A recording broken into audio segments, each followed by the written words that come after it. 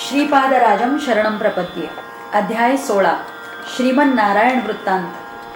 श्रीपाद प्रभूंच्या दिव्य चरित्राचे स्मरण करीत व त्यांचे नामस्मरण करीत मी चाललो होतो.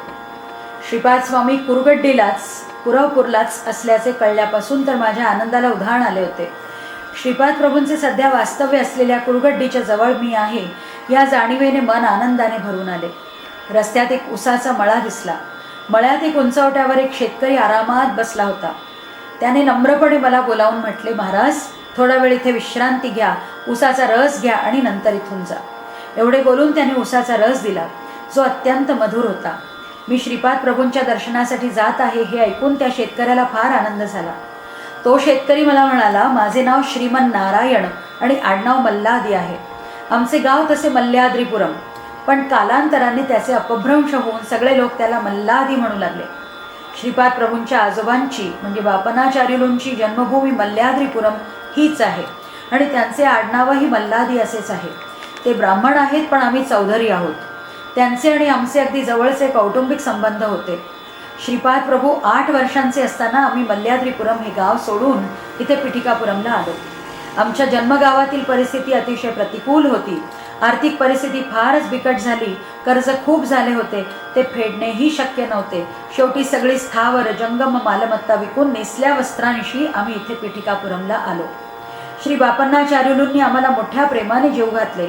त्यांच्या शेतांमध्ये काम करण्याची इच्छा आम्ही बोलूनही दाखवली. आम्ही त्यांना म्हटले, बाणगुळासारखे सतत तुमच्यावर अवलंबून इथे राहणे योग्य नाही. आवश्यक असलेले भोजन इत्यादीची व्यवस्था करून तुम्ही आमचे प्राण वाचविले तर आहेतच. जिथे फुले वेचली तिथे लाकूड विकणे क्लेशदायक असते. म्हणजे चांगल्या परिस्थितीत राहिलो तिथे आता दारिद्र्य झेलावे लागत होते. याच कारणाने आम्ही आमचे गाव सोडून आता पिठिकापुरमला आलोय. तुम्ही तुमची शेतजमीन दीर्घ मुदतीसाठी आम्हाला देण्याची कृपा केली तर आम्ही तुमचे ऋणी राहू. कृपया आमच्यावर दया करा. योगायोगाने त्या दिवशी श्रीपाद प्रभू घरीच होते. ते म्हणाले, बापन्नाचार्युलूंकडील अन्न म्हणजे परमेश्वराचा प्रसाद आहे. परमेश्वराच्या कृपेशिवाय तो मिळू शकत नाही. बापन्नाचार्युलूंसारख्या तपस्व्याचे दर्शन मिळणे ही दुर्लभ असते. हे सर्व तुमच्या पूर्व पुण्याईमुळे घडले आहे. बापन्नाचार्यांनी आम्हाला सांगितले, आम्ही आमची जमीन अगोदरच दुसऱ्यांना शेती करण्यासाठी दिलेली आहे. काहीही कारण नसताना त्यांना काढणे धर्माविरुद्ध होईल. तुम्ही आणखी काही दिवस संयम ठेवा, यातून काही ना काहीतरी मार्ग अवश्य निघेल. श्रीपाद प्रभू म्हणाले, हे मुठभर उडीद एका फडक्यात बांधून घेऊन पश्चिमेकडे जा. तुमच्या मनोकामना पूर्ण होताच ते उडीद टाकून द्या. परमेश्वर अत्यंत मायाळू आहे. तो खडकात असलेल्या बेडकाला सुद्धा अन्न पुरवतो. तो तुम्हाला अन्न पुरवणार नाही का? जेवणा झाल्यानंतर धोत्राच्या सोग्यात मुठभर उडीद बांधून पश्चिमेकडे तोंड करून आम्ही निघालो. श्रीपाद शिवल्लभांच्या कृपेने रस्त्यात अन्न पाण्याचा त्रास मुळीच झाला नाही.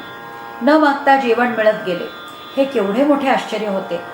चालत चालत आम्ही आंध्र प्रांत ओलांडून कर्नाटकात प्रवेश केला. रस्त्यात आम्हाला एक पर्णकुटी दिसली. त्यात एक वृद्ध जोडपे राहत होते. ते सुद्धा चौधरीच होते. त्यांच्या एकुलत्या एक मुलाचा सर्पदंशाने मृत्यू झाला होता. काही दिवसांनी त्यांची सून कृष्णेत स्नान करीत असताना अचानक पाण्याच्या प्रवाहात वाहून गेली. त्यांना आणखी दुसरे अपत्य नव्हते. मुलगा सून गेल्यानंतर आता वृद्धापकाळात त्यांची काळजी घेणारे कोणीच नव्हते. त्यांच्या नातेवाईकांचा डोळा त्यांच्या संपत्तीवर होता. ते नातेवाईक या वृद्ध जोडप्याची मर्जी संपादन करण्यासाठी त्यांच्याशी वरवरगोड बोलत. नातेवाईकांमध्ये त्यांच्या संपत्तीचे वाटप कसे करावे हा प्रश्न त्या वृद्ध जोडप्यांसमोर होता. त्यांनी आमचे उत्तम आदरातिथ्य केले. आम्ही तिथून जाण्यासाठी निघालो की त्यावेळी काहीतरी अडचण येईल आणि आमचे जाणे लांबणीवर पडे. शेवटी एका मुहूर्तावर आम्ही निघालो, परंतु त्याच वेळेस त्यांना उलट्या आणि जुलाबांचा त्रास सुरू झाला. काही वेळाने त्यांना आराम वाटल्यानंतर आम्ही जाऊ इच्छित होतो, पण त्यांनी आम्हाला जाऊ दिले नाही. आमच्यावरील त्यांचे प्रेम आता वृद्धिंगत झाले होते. त्यांच्या नातेवाईकांना ते आवडले नाही. त्यांना वाटले की आम्ही त्या वृद्ध दाम्पत्याची संपत्ती हस्तगत करण्याच्या हेतूने तिथे राहू इच्छित होतो. धोत्राच्या सोग्यात बांधलेल्या उडीदाला आता वास येऊ लागल्यामुळे आता आम्ही ते फेकून दिले. आम्हाला वाटले की आता त्याची काही आवश्यकताही राहणार नाही. आम्ही ठरवले की आता तिथेच काही करू किंवा प्राण देऊ, देह ठेवू. त्या नातेवाईकांना त्या वृद्ध जोडप्यात नव्हे तर त्यांच्या संपत्तीत रस होता. आम्हीही चौधरीच असल्यामुळे त्या वृद्ध दाम्पत्याने आम्हाला दत्तक घेऊन आपली संपत्ती आम्हाला देण्याचे ठरविले. त्यांचे नातेवाईक या सर्व गोष्टींचे निरीक्षण करीतच होते. त्यांच्यासाठी ते फार दुःखदायक होते. त्यामुळे त्यांनी एकमताने निर्णय घेतला की कसेही करून आम्हाला घरातून हाकलून देऊन सर्व संपत्तीचे आपसात समान वाटप करून घ्यायचे. त्यांच्या ओळखीचा एक ज्योतिषी होता. गुप्तपणे आमिष दाखवून त्या वृद्ध दाम्पत्याच्या घरी ते त्याला घेऊन आले. त्या ज्योतिषाने वृद्धांना सांगितले की तुमच्या घरी आलेले अतिथी अतिशय अमंगळ आहेत. ते जिथे राहतील तिथून भाग्य दूर होत जाईल. एवढेच नव्हे तर सर्व प्रकारचे दारिद्र्य त्यांना जखडून टाकेल. तेव्हा लवकरात लवकर तुम्ही यांना तुमच्या घरातून हाकलून द्या. ते वृद्ध दंपती यावर म्हणाले, त्यांच्या पत्रिकेत तुम्ही सुचवल्याप्रमाणे जर संकट असेल तर ते दूर करण्याचा उपायही शास्त्रात निश्चितच सांगितलेला असेल. उलट त्यांची संकटे दूर होऊन त्यांना सद्भाग्य लाभावे यासाठी काही पूजा किंवा इतर विधी असल्यास तुम्ही ते करावे अशी आमची प्रार्थना आहे. त्यासाठी होणारा खर्च करण्याची आमची तयारी आहे. संपूर्ण जग हे देवतांच्या अधीन आहे. देवता या मंत्राधीन असतात आणि हे मंत्र ब्राह्मणांच्या अधीन असतात. त्यामुळे तुमच्यासारखे सच्शील ब्राह्मण हे आमच्यासाठी पृथ्वीवरील देवाचेच रूप आहेत. कृपया आमच्या प्रार्थनेचा स्वीकार करावा. आता त्या ज्योतिषाकडे पूजाविधीची तयारी करण्याशिवाय दुसरा काही मार्गच नव्हता. हे प्रिय शंकर भट्टा, धान्य उगवण्यासाठी पर्जन्याची आवश्यकता असते. यज्ञामुळे पाऊस पडतो. विधीच्या किंवा कर्मांच्या द्वारे यज्ञाची निर्मिती होते आणि समस्त विधीशास्त्राचे स्रोत वेद आहे. यज्ञाद्वारे माणसांनी देवतांची स्तुती केली पाहिजे. अशा प्रकारे मनुष्य आणि देवतांमध्ये परस्परावलंबित्व असते. यज्ञाचे 5 प्रकार आहेत. पहिला देवयज्ञ, दुसरा भूतयज्ञ, तिसरा मनुष्ययज्ञ, चौथा ब्रह्मयज्ञ आणि 5वा पितृयज्ञ. श्रीपाद श्रीवल्लभांच्या लीला अत्यंत अद्भुत आश्चर्यकारक होत्या. त्या वृद्ध जोडप्याने दिलेल्या द्रव्यातून सच्शील ब्राह्मणांकरवी या कार्याच्या सिद्धीसाठी यज्ञ करण्यात आला. खरे तर आमच्या जन्मपत्रिकेत कुठल्याही प्रकारचा दोष नव्हताच, परंतु त्या वृद्ध दाम्पत्याच्या दयाळूपणामुळे आम्हाला परमपवित्र यज्ञाचे दर्शन घडले. यज्ञात इंद्र आणि इतर देवता उपस्थित होत नाहीत. यज्ञ संपन्न करणारे आणि यज्ञाचे आचार्यपद भूषवणारेच खरे म्हणजे देवतांच्या रूपात उपस्थित असतात. इंद्र आणि अन्य देवतांना अल्प हविष्य अग्नीमध्ये टाकून अर्पण केले जाते. मंत्रोच्चारासह ही क्रिया केल्याने ते हविष्य त्या त्या देवतांना प्राप्त होऊन त्या देवतागण आशीर्वाद स्वरूप संबंधित असलेली समृद्धी प्रदान करतात. भूमातेचे 7 गुण. पृथ्वीचे सृजन कार्य गाय, वेद, ब्राह्मण, पतिव्रता स्त्रिया, निर्लोभी, सत्यप्रिय व दानशूर लोकांमुळे चालते. शेतीसाठी बैल नितांत आवश्यक आहे. दूध, दही इत्यादी उपयुक्त पदार्थ देऊन गाय मानवाला मदत करते. यज्ञविधीतही तिच्याच मदतीने परलोकात मानवाला उच्च स्थान प्राप्त होते. इंद्र आणि अन्य सर्व देवता वैदिक मंत्रोच्चारासह समर्पित केलेले हविष्य स्वीकारतात. सर्व धर्मातील मूल तत्वे वेदांवरच आधारलेली आहेत. धरती मातेला देखील वेदांचाच आधार आहे. ब्राह्मण लोक आपल्या यजमानांद्वारे यज्ञ करून समाजात सत्कर्म करण्यास प्रवृत्त करतात. म्हणून भूमातेस ब्राह्मणांचा आधार असतो. पतिव्रता स्त्रिया आपल्या पातिव्रत्याच्या प्रभावाने धरणी मातेला समृद्ध करतात. सत्यवान लोकांच्या सत्य संकल्पांमुळे सुद्धा भूमीचे रक्षण होते. निर्लोभी लोक आपली लोभी वृत्ती टाकून देऊन समाजात माधुर्य वाटतात. दानशूर लोक भौतिक धन आणि परलोकातील पुण्य मार्गाने मिळालेले धन दीनदुबळ्या लोकांना वाटून इह आणि पर दोन्ही लोकात उत्तम गती प्राप्त करतात. या 7 गुणांनी युक्त लोकांमुळे पृथ्वी सदैव प्रसन्न, सामर्थ्यवान आणि भरपूर अन्न प्रदान करणारी अन्नपूर्णा होते. बापन्नाचार्युलूंसारख्या महापुरुषाच्या भेटीचे निमित्त करून यज्ञपुरुष श्रीपाद श्रीवल्लभ यांनी अप्रत्यक्षपणे यज्ञकार्य पूर्ण करून आम्हाला कृतार्थ केले. श्रीपाद श्रीवल्लभांकडून आपल्या भक्तांचे रक्षण. यज्ञ निर्विघ्नपणे संपन्न झाला. वृद्ध दाम्पत्याने आम्हाला त्यांचे वारसदार ठरविले. ज्या पद्धतीने हे सर्व घडले ते त्यांच्या नातेवाईकांना अजिबात आवडले नाही. आमच्या एका शेतात एक मिरचीची बाग होती. तिच्या 4 बाजूंनी ताडीच्या झाडाचे कुंपण केले होते. त्या ताडीच्या झाडांपासून ताडी काढण्यासाठी ती झाडे गौड लोकांना दिलेली होती. इकडे त्या वृद्ध दाम्पत्याचे नातेवाईक शेतातील मिरच्या तोडून पोत्यात भरून बैलगाडीत ती पोती ठेवून गपचूप तिथून निघून जाण्याच्या तयारीत होते. त्याच वेळी मी तिथे पोचलो आणि त्यांचे हे कपट आपल्या डोळ्याने मी बघितले. ते दृश्य पाहून तर मी चकितच झालो. मी एकटा होतो आणि ते 10 लोक होते. आश्चर्य म्हणजे तिथे मला एक अस्वल ताडीच्या झाडाचा रस पिताना दिसले. त्या अस्वलाने झाडावरून एकदम खाली उडी मारली. सगळे लोक त्या अस्वलाला बघून घाबरले. अस्वल आपल्या तीक्ष्ण नखांनी माणसाचे स्नायू सुद्धा फाडू शकते. त्याची नखे शरीरात घुसली तर रक्त दूषित होते. ते अस्वल सरळ त्या धान्य भरलेल्या बैलगाडीकडे आले. घाबरून ते नातेवाईक तिथून पळून गेले. मी सुद्धा घाबरलो होतो, परंतु मी श्रीपादांचे नामस्मरण करू लागलो. अचानक ते भयानक अस्वल शांत झाले. मी श्रीपादांचे नाव उच्चारले की ते अस्वल हाताने टाळ्या वाजवित असे. अशा प्रकारे तो आपला आनंद व्यक्त करीत होते. मिरच्यांची पोती भरलेली बैलगाडी घेऊन मी घरी पोहोचलो. ते अस्वल बैलगाडीच्या पुढे चालत होते. त्या अस्वलाला पाहून त्या वृद्ध जोडप्यांच्या घराजवळील सगळे शेजारी आश्चर्यचकित झाले. रात्रभर आम्ही श्रीपाद श्रीवल्लभांचे भजन करीत होतो. ते अस्वल सुद्धा शांतपणे श्रीपादांच्या नामस्मरणाचे वेळी संगीताच्या तालावर टाळ्या वाजवित होते. त्याने आनंदाने प्रभूंचा प्रसाद घेतला. त्या दिवसापासून ते अस्वल आमच्या घरातील एक सदस्य असल्याप्रमाणे राहू लागले. ते आमच्याबरोबर मोठ्या प्रेमाने राही, पण आमच्या शत्रूंना त्याची खूप भीती वाटे. शेताचे रक्षणही आता ते अस्वलच करी. आम्हाला त्या अस्वलामुळे आता चोरांची सुद्धा भीती राहिली नाही. आमच्या घरी दत्तप्रभूंच्या लीला कथांचे कीर्तन आणि श्रीपादांचे नामस्मरण नित्य नेमाने चाले. श्रीमन नारायण हे सर्व सांगत असतानाच ते अस्वल उसाच्या मळ्यात शिरले. त्याला पाहताच मी भीतीने घामाघूम झालो, परंतु त्या अस्वलाने मला बघून मित्रत्वाची भावना प्रदर्शित केली. मी श्रीपाद स्वामींचे नाव घेण्यास सुरुवात करताच ते मोठ्या आनंदाने नाचू लागले. आमच्या शेजारच्या गावात एक मांत्रिक आला होता. त्याने काही दुष्ट उपासना करून काही शक्ती मिळविल्या होत्या. त्याच्या प्रभावात येणाऱ्या लोकांना लुबाडून तो धन जमवीत असे. त्या वृद्ध दाम्पत्याच्या कपटी नातेवाईकांनी त्या मांत्रिकाची मदत घेतली. त्यांनी आपसात काही यंत्रणा केली. तो मांत्रिक आता आमच्या गावी आला. त्या मांत्रिकाने त्या अस्वलावर आपल्या मंत्रतंत्राचा प्रयोग केला. त्यामुळे त्या अस्वलाची सर्व शक्तीच नाहीशी झाली. मांत्रिकाच्या अनुयायांना फार आनंद झाला. अस्वल निश्चलपणे झोपून गेले. त्या मांत्रिकाने एका योगक्रियेने अस्वलाच्या चैतन्य शक्तीवर काही प्रयोग करून दुसऱ्या योगक्रियेने त्याने त्या अस्वलाच्या सर्व शक्ती स्वतःकडे आकर्षून घेतल्या. श्रीपाद श्रीवल्लभांच्या शिष्यांना कर्मबंधनातून मुक्ती. श्रीपाद स्वामींच्या लीला मोठ्या अगम्य आहेत. त्यात कार्यकारण संबंध शोधणे अत्यंत कठीण आहे. खरे तर कारणाशिवाय कोणतेही कार्य संभवत नाही. इंद्रदेव स्वधर्माप्रमाणे अतिवृष्टीस कारणीभूत झाले. श्रीकृष्णाने आपल्या धर्माप्रमाणे गोवर्धन उचलून धरला आणि आपल्या गोपाल धर्माचे पालन केले. त्याचप्रमाणे श्रीपाद प्रभूंनी त्या मांत्रिकाच्या योगशक्तीला आपले कार्य करू दिले. ते अस्वल त्या योगिक यातनांना बळी पडले. त्याच्यात असलेल्या पुण्याच्या अंशामुळे ते अस्वल श्रीपाद स्वामींचे भक्त झाले आणि शांत पडून ते रडत होते. सर्व दुःखी जीवांचे क्रंदन श्रीपाद स्वामी अवश्य ऐकतात. फळ प्रदान करताना ते प्रत्येकाच्या पूर्वकर्मानुसार व प्रारब्धानुसार पापकर्माच्या फळाची तीव्रता आपल्या कृपेने कमी करतात. या श्रीमन नारायणाच्या घरी दत्तकथा, श्रीपाद श्रीवल्लभांचे नामस्मरण, कथा कीर्तने नित्य नेमाने होत असे. तिथे येणाऱ्या भक्तांमध्ये काही श्रीपादांचे अनन्य भक्त होते, तर काहींचे मन अजूनही प्रभूंबद्दल आशंकित होते. त्यांच्या मनातील संदेह दूर झालेला नव्हता. नामसंकीर्तन चालू असताना एक अद्भुत घटना घडली.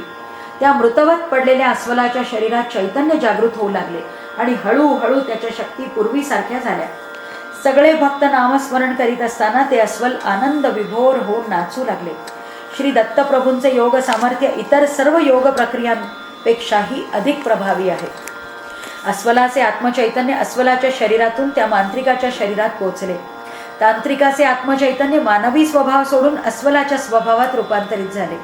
अस्वलाचा स्वभाव अस्वलत्व नष्ट होऊन त्याच्यात मानवी स्वभाव विकसित होऊ लागला आणि तो मांत्रिक मनुष्य रूपात असूनही त्याच्यात अस्वलासारखा स्वभाव आकार घेऊ लागला आणि तो मांत्रिक अस्वलासारखेच वागू लागला.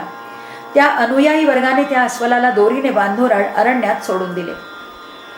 त्या अस्वलाने मानवी भाषेत बोलायला सुरुवात केली. ते अस्वल म्हणाले, माझ्या मित्रांनो, मी गेल्या जन्मी एक सावकार होतो आणि लोकांना व्याजावर पैसे देण्याचा व्यवसाय करीत होतो. अधिक व्याजाचा दर लावून लोकांना छळीत असे. कुणी धन न दिल्यास त्यांचे धन मी लुबाडून घेत असे. याचा परिणाम म्हणून मला पुढचा जन्म अस्वलाचा मिळाला. माझ्या पूर्व पुण्याईने या जन्मात मला श्रीपाद श्रीवल्लभांचा अनुग्रह मिळाला. ते स्वतः श्री दत्तात्रेयच आहेत. त्यांच्या अनुग्रहानेच मला पुढे उत्तम जन्म लाभेल. त्या मांत्रिकाच्या हातून अनेक पापकर्मे झाली. त्याचबरोबर त्याने माझ्यासारख्या मूक आणि विशेष म्हणजे श्रीपाद प्रभूंचा भक्त असलेल्या प्राण्याला खूप छळले. म्हणून श्रीपाद प्रभूंनी त्याला शासन केले आहे. श्रीपाद प्रभू रक्षण आणि शासन हे दोन्ही जाणतात. अनन्य भावाने श्रद्धायुक्त अंतःकरणाने स्वामींची नित्य सेवा करणाऱ्यांवर स्वामींचे कृपाछत्र सदैव असते. त्यांच्या भक्तांची निंदा करणाऱ्या आणि त्यांना संकटात टाकणाऱ्या लोकांना ते योग्य ती शिक्षा करण्यास चुकत नाहीत. शिक्षा भोगल्यानंतर असे लोक हळूहळू भक्त बनतात. श्री स्वामींचे नामस्मरण करीत राहा, मला सद्गती प्राप्त होणार आहे. सर्वांना आश्चर्य वाटले. ते सर्व श्रद्धेने स्वामींच्या नावाचे संकीर्तन करीत राहिले. हे नामसंकीर्तन होत असतानाच त्या ठिकाणी 3 नाग प्रकट झाले आणि त्या नामसंकीर्तनाबरोबर तन्मयतेने डोलू लागले. अस्वलाने शांतपणे देहत्याग केला. तिथे आलेल्या त्या 3 नागांनी त्या अस्वलाच्या मृतदेहास 3 प्रदक्षिणा घातल्या आणि ते तिथून निघून गेले. ते नाग कुठून आले होते, कशासाठी आले होते याचा अर्थबोध कुणालाही होऊ शकला नाही. त्या अस्वलाच्या मृतदेहावर सर्व शास्त्रोक्त पद्धतीने माणसाप्रमाणे दाहसंस्कार करण्यात आले. ते नाग पूर्ण दिवस आमच्या घरात होते. आम्हाला श्रीपाद शिवल्लभांच्या नावाचा सतत ध्यास लागला होता आणि आमच्या जीवनाला त्यांचाच आधार होता. त्या घटनेनंतर ते 3 नाग आमच्या घरीच राहू लागले. आम्ही श्रीपादांच्या त्या पवित्र नामाचे स्मरण करीत होतो. श्रीपाद प्रभूंना अर्पण केलेले दूध ते नाग पिऊ लागले. एखादी रजस्वला स्त्री किंवा अपवित्र माणूस आल्यास ते नाग फुटकारीत असत. आमच्या घरात नाग असल्यामुळे आमच्या घरी येण्यास घाबरत असत. दत्तभक्त मात्र आमच्या घरी मुक्तपणे न घाबरता येत असत. श्री दत्त आणि श्रीपाद प्रभूंचे नाव ऐकताच ते नाग भक्तीमध्ये लीन होत. त्या वृद्ध दंपतीच्या घरातली काही जागा त्यांच्या त्या कपटी नातेवाईकांनी अन्यायाने लुबाडली होती. त्या जागेस गावातल्या पंचांनी विवादग्रस्त म्हणून घोषित केले होते, परंतु अंतिम निकाल लागेपर्यंत जमिनीत भाजीपाला लावण्याची परवानगी मिळाली होती. त्या कपटी भाऊबंदांनी गावातील काही प्रतिष्ठित लोकांना धनाचे प्रलोभन दाखवून आपल्या बाजूने करून घेतले होते. त्यामुळे त्या विवादित जागेचा निर्णय काहीतरी लहान सहान सबब देऊन सारखा पुढे ढकलला जात होता. या विवादास्पद जागेत एक नागाचे वारुळ होते. नागपंचमीच्या दिवशी लोक त्या वारुळात दूध आणून घालीत. वारुळात नाग नसल्याने लोक न घाबरता दूध टाकीत. दूध घालणारे भाविक जन नागदेवता नागदेवता तुझ्या दर्शनाचे भाग्य लाभू दे, आमची इच्छा पूर्ण होवो अशी नम्र प्रार्थना करीत असत. अशी प्रार्थना करणाऱ्यांना माहिती होते की त्या वारुळात एकही नाग नाहीये. श्रीपाद प्रभू तर मोठे चतुर आहेत. नागपंचमी जवळ आली होती. यावेळी मात्र जवळ राहणारे, दूध टाकणारे आणि प्रार्थना करणारे सगळेच लोक वारुळाजवळ जाण्यास बिचकत होते. हे जग कसे चमत्कारिक आहे. नागदेवता नागदेवता म्हणून त्याची प्रार्थना करणारे लोक नागदेवता प्रत्यक्षात दिसल्यास घाबरून पळतात. नागपंचमीच्या दिवशी आम्ही श्रीपाद शिवल्लभांना नैवेद्य दाखवून नागांची प्रार्थना करताच त्या वारुळातून ते 3 नाग आले आणि आम्ही ठेवलेले दूध पिऊन परत त्या वारुळात निघून गेले. हे दृश्य पाहिल्यानंतर आम्हास सोडून त्या वारुळात दूध घालण्यासाठी अन्य कुणीही आले नाही. आपल्या भक्तांचे रक्षण करून श्रीपाद प्रभूंनी नागदेवतांना मारण्याचा प्रयत्न करणाऱ्यांना धडा शिकवला. नागपंचमीच्या दिवशी एक मांत्रिक आमच्या गावात आला. ग्रामप्रमुख व आमच्या सर्वच नातलगांनी त्या मांत्रिकाचे स्वागत केले. तो मांत्रिक अत्यंत विषारी सर्पांनाही आपल्या मंत्र सामर्थ्याने वश करून घेतो अशी त्याची ख्याती होती. तसेच सर्पदंश झालेल्या कोणत्याही व्यक्तीला आपल्या मंत्र सामर्थ्याने जिवंत करीत असे. त्याच्या तळ हातावर गरुड रेषा होती. अशी गरुड रेषा हातावर असलेल्या व्यक्ती सर्पवश होतात असे शास्त्रवचन आहे. ग्रामप्रमुख व मांत्रिक त्या 3 सर्पांना मारण्याचा विचार करीत होते. त्यांनी वारुळाच्या 4ही बाजूंना आग लावून दिली. स्थानापन्न होऊन त्या मांत्रिकाने जोरजोरात मंत्रोच्चारासकट गूढ अशा तांत्रिक विधीला सुरुवात केली. त्या उच्चकुलीन सर्पांना मारणे म्हणजे पापकर्म आहे असे वाटून आम्ही दुःखी झालो. पण आम्ही तिथे काहीच करू शकत नव्हतो. त्यावेळी आम्ही त्या उच्चकुलीन सर्पांचे रक्षण फक्त श्रीपाद प्रभूंनी करावे अशी श्रीचरणी प्रार्थना केली. त्या मांत्रिकाच्या मंत्रांच्या प्रभावाने जणू वश झाल्याने ती 3ही सर्प वारुळातून बाहेर आले. याचा त्या मांत्रिक व त्या अनुयायांना खूप आनंद झाला. पण त्यांचा तो आनंद क्षणभंगूर ठरला. क्षणार्धात बाहेर आलेले ते सर्प आकाराने मोठे होऊ लागले. तो मांत्रिक मोठमोठ्याने मंत्रोच्चार करीत होता. त्या मंत्रांच्या सामर्थ्यानेच जणू काही वश होऊन ते सर्प त्या भडकलेल्या अग्निज्वाळांकडे चालले होते. आणि काय आश्चर्य, ते सर्प जिथे जात त्या ठिकाणी अग्निज्वाळा शांत होत होत्या.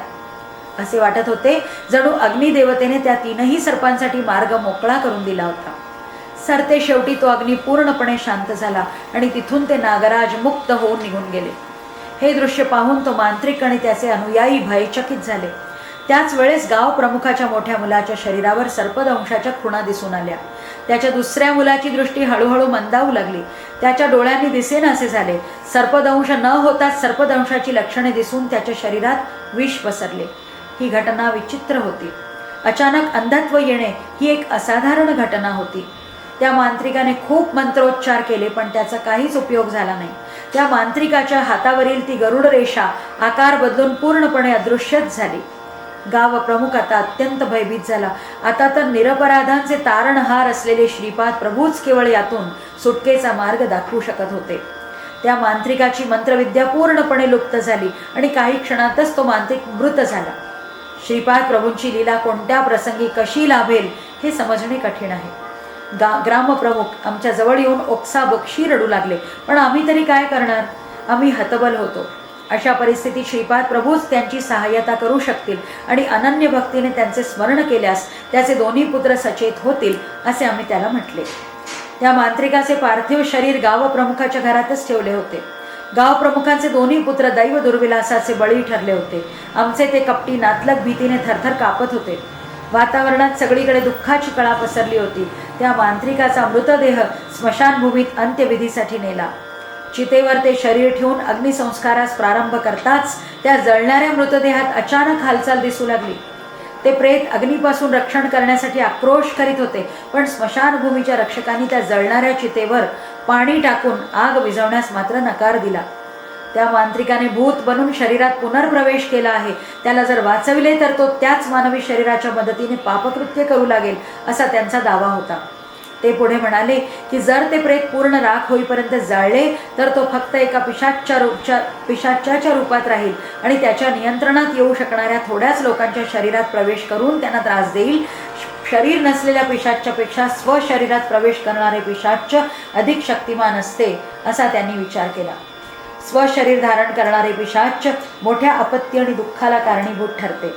लोकांच्या प्रारब्धानुसार त्यांच्या मनामध्ये योग्य त्या भावनांचे उद्दीपन करून त्यांच्या पूर्वसुकृताप्रमाणे त्यांना फळ मिळवून देणे आणि अशा प्रकारे त्यांच्या अवताराचे सत्य स्वरूप उघड करणे ही श्रीपाद प्रभूंची विशेष कार्यपद्धती होती. त्या मांत्रिकाच्या मृत शरीरास ज्या यातना होत होत्या त्या पाहून स्मशानभूमीच्या एका दयाळू रक्षकाने थोडे पाणी आणून त्या मृत शरीरावर ओतले. त्या पाण्याने अग्नी शांत न होता उलट आणखी तूप ओतल्याप्रमाणे भडकला. त्याचे शरीर अग्निज्वाळांनी वेढलेले असूनही तो दग्ध झाला नाही. त्याचे अवयव विद्रूप झाले नाही. तो केवळ त्याच्या शरीराने नरकात भोगावयाच्या यातना भोगत होता. हे शंकर भट्टा, अनेक प्रकारचे कष्ट सहन करणारे प्राणी मात्र रौरवादी महापाताळात कोट्यावधी वर्षांपासून राहत आहेत. स्नान करताना, केस वाळवताना, अन्नग्रहण करताना रौरवे पुण्यनिलये पद्माबुध निवासिनाम अर्थीनाम उदकम दत्तम क्षयम उपतिष्ठतु असा मंत्रोच्चार करून जलप्रोक्षण करावे. अगणित कोट्यावधी वर्षांपासून रौरवादी अपवित्र पाताळात राहणाऱ्यांची तृष्णा या शिंपडलेल्या पवित्र जलाने शमेल. सच्शील माणसांना तर श्रीपाद प्रभू म्हणजे सहज साध्य सुवर्ण खजिना आहे, परंतु निंद्य पापकृत्य करणाऱ्यांना आणि दुर्गुणी लोकांकरता ते यमधर्मराजाप्रमाणे आहेत. त्या मांत्रिकाचा मृतदेह चितेवरून उठून उड्या मारीत दग्ध न होता परंतु अग्नीच्या असह्य वेदना सहन करीत मोठमोठ्याने ओरडत ग्रामप्रमुखांच्या घरी आता पोचला. तिथे उपस्थित असलेल्या लोकांनी ग्रामप्रमुखांच्या घरी दत्त महात्म्याचे वर्णन करणारे कीर्तन केले. आम्ही सर्व भगवान श्री दत्तात्रेयांचे नवावतार असलेल्या अलौकिक वैभवशाली भगवान श्रीपाद शिवल्लभांच्या दिव्य नाम गायनात तल्लीन होतो.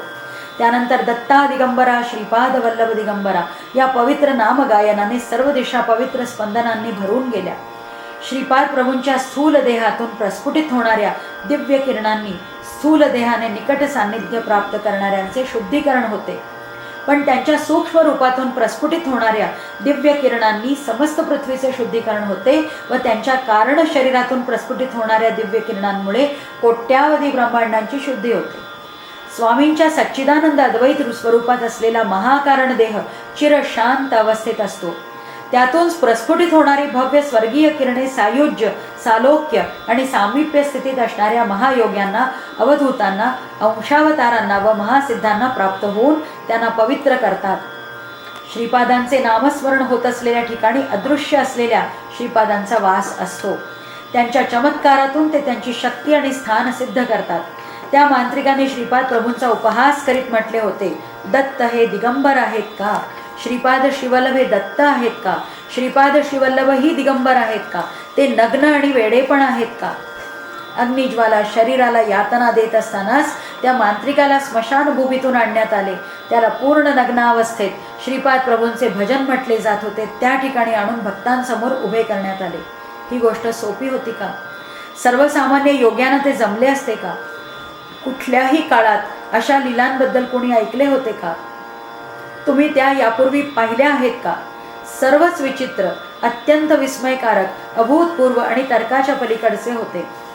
श्रीपाद प्रभूंच्या पादुकांपुढे नतमस्तक होऊन जे त्यांचा आश्रय घेतात ते सुखी होतात. मातेच्या मांडीवर पूर्णपणे सुरक्षित असलेल्या नवजात अर्भकाप्रमाणे ते आनंदात असतात. त्यांना सर्व सुखे आणि भाग्यकारक गोष्टी लाभतात. श्रीपाद प्रभूंचे भजन चालू असताना तो मांत्रिक नाचत होता आणि त्याला हळूहळू आराम पडत होता. नृत्य थांबवले की वेदना वाढत. नग्नावस्थेत नृत्य करणे त्याला फार त्रासदायक वाटत होते.